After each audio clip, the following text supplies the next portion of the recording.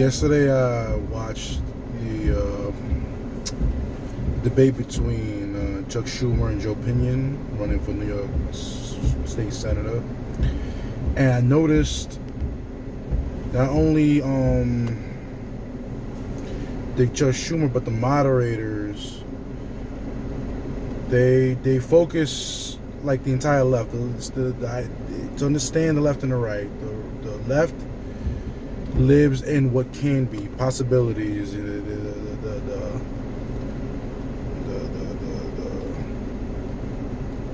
the ideas, whereas in the right lives in practicality and results. Right? That's a huge difference between the two. Do not get it twisted. Just think about Barack Obama's slogans when he was running for president. Yes, we can, and hope, which turned into no, we can't, and nope, because he did nothing really. But he got elected through rhetoric and sold rhetoric. That's the truth. I'm not trying to be biased. The only thing he did was make sure that boys can go in the girls' bathrooms, and he passed a horrible healthcare act that was unconstitutional at first. Took the money for Social Security, which is bankrupt right now, and did it in the middle of the night without anyone reading the bill through a Democratic majority. Other than that, killed Gaddafi, put us deeper into debt, spent. Did nothing else. But going back to, I noticed they kept asking hypothetical questions. What if? What could? And Joe Pinion was not having it. That man is a monster. He is hungry. I was very impressed. I was impressed by Lee Zeldin's debate with Kathy Hochul, because Lee Zeldin finally was saying things that we've been, as Americans, not only as New Yorkers, but as Americans, we've been wanting to hear. But Joe Pinion, in my opinion, took it a step farther, and he cut the nonsense. He let them know, listen, we need to stop living in what could be. Chuck Schumer, for half a century, has been in elected office, and he's passed a few bills that were supposed to result in things that never flourished. New York is broke. New York is crime-ridden. New York is a shell of itself. And it's about time, somebody say that. Both leads out the opinion, both stated the obvious. What are these gun laws doing but except shackling law-abiding citizens? Criminals don't give a damn about gun laws. And they keep trying to sell us something to say, who you gonna believe, us or your lying eyes? And as a result, if you guys haven't seen, it's on CNBC, sorry, C-SPAN. It's on C-SPAN, New York State debate, Pinion versus Schumer 2022. Schumer is a master debater. He held his own. Don't get it twisted. He's been in office 50 years. He showed his experience. Not knocking him whatsoever. But Joe Pinion is an animal. He came through, and you see he's a different caliber of politician. Something we've been waiting for. Change that we've been waiting for. Change. Wasn't that supposed to change? Real change. The guy's saying things we want to hear as Americans, not only as New Yorkers, but as Americans. He's saying things we're going to hear. Understand? And we're going to spend this money. What is the plan? What is the plan? What is all this money we throwing away to Eastern Europe, right? Americans over here. Projects need $40 billion in renovations here in New York State, and we're sending $80 billion in Ukraine. What about our citizens? They're at war right here in the Bronx, in Brooklyn, Queens. Even in Staten Island, somebody just got shot at Staten Island High School, I think it was. Like, who? Nobody even counts Staten Island. You count Yonkers before Staten Island. You count Long Island here before Staten Island, and even they going through it. I mean, seriously, it was a masterful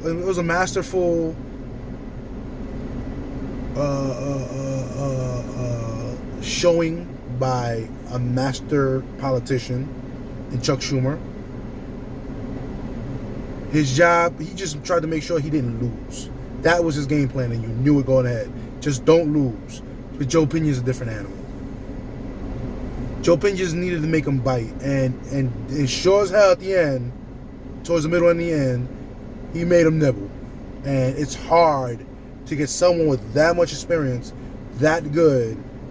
I mean, not only is it the failure of voters that Chuck Schumer has stayed in office for half a century with zero real results, but he has some stake in that because he is, you see it, he's experienced. But you can't hide from the facts, the hard numbers, the results. You can't hide from them. And Joe Pinion made sure he couldn't do that.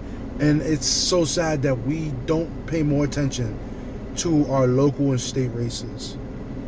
We as Americans have a civic duty. And we can't be complaining and then we don't put in our own work. We complain about the taxes and the agencies overstepping and the federal government, but we don't put in the work to put in the people that we need to put in. Pay attention to these state and local races. Go to your school board district meetings. Watch the state and local debates. See who's being elected. And if you don't like it, fucking run. Fucking run. I swear to God, if I didn't see, people been telling me forever to run, right? But I like my private life, so I don't. Of course, in some ways I'm trying to, in retrospect, I'm trying to be a more active in the community, in my locals, in my state elections. I'm making sure I at least do my civic duty. But right now, I see two guys that, without a shadow of a doubt, should be the new senator and governor of New York. Right now, the only guy I think that we need to look at is Andrew Garbarino. That is a Republican socialist. And right now, we do have to let them. We have to look at the next election. Andrew, I'm gonna tell you right now. If you don't shape up, I'm gonna think about. I swear to God, I'm fed up with it. Like this Inflation Reduction Act. Yeah, you got some money back for us, but it's going in all the wrong places, and that's the problem. We get all this money. It's always been a problem with states like this. We get the money, and it never reaches where it's supposed to reach because the bureaucracies grab it first, and by then it's gone. The MTA been broke forever. Why? Because at the end, the money doesn't go into the tracks, into the equipment. I work for the MTA. I know. It goes to the bureaucracy. It goes into the overtime that gets milked. It is insane. Working from the inside, I got to see. It's insanity. Where's the security? Where's the police? I was in a subway. This is a true story. I was in a subway with my wife. We were going into the city, and there was a homeless person showering themselves in money. Hundreds. And they had tons of credit cards, tons of IDs. Police came, and it must have been a 5'1" woman, severely overweight, and she just got up and jogged along, and they let her go. They grabbed the money, Let her go. She had stole a bunch of wallets. God knows how she got those wallets. And now that's why I barely go in the city. But it was just an incident like that. And that was just one. I went through the boroughs from Queens all the way to Manhattan, and the entire city smelled like weed.